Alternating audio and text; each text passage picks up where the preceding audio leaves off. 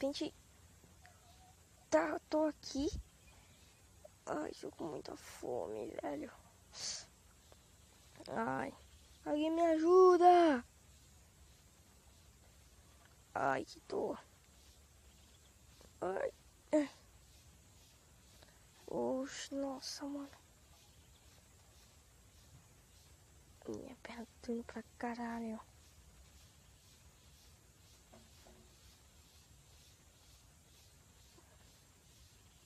Ai, ai, ai, ai.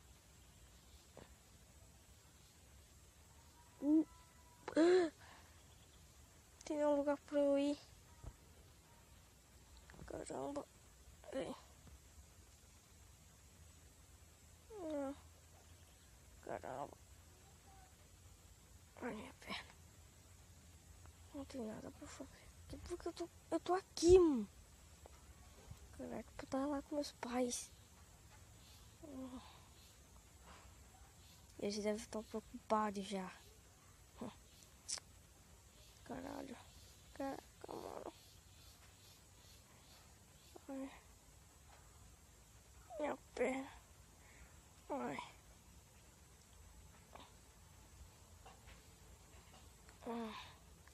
Talvez tô com uma fome. Eu vou acabar morrendo de fome.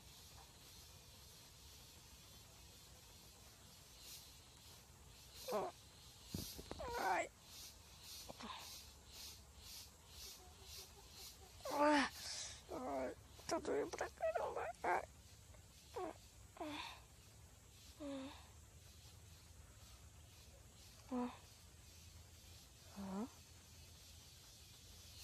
Uma casa.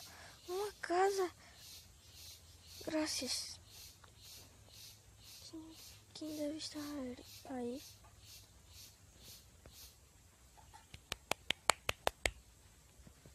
Alguém em casa? Alguém em casa? Ai, vou abrir a porta. Oi? Ninguém. Então vamos lá aqui, deixa eu ver se eu vou fazer comida. Não tem, não tô fazendo nada. Eu o que eu vou fazer?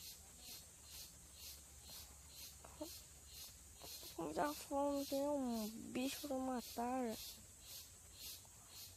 Também.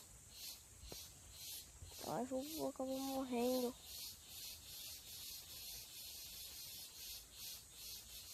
O porco! Graças. Muito obrigada. Vem cá, porco. Eu não tenho coragem, mas eu tô com muita fome. Sinto muito. Duas carnes. Será que eu vou comer assim mesmo? Porque é muito ruim, velho. Não, eu não vou comer, velho. Eu não vou comer. Muito ruim. Deixa eu ver. Será que isso assa? Não. Isso é um baú. Isso aqui, ó. Isso assa. Por que não tá assando? Será que falta alguma coisa? Pronto. Está assando.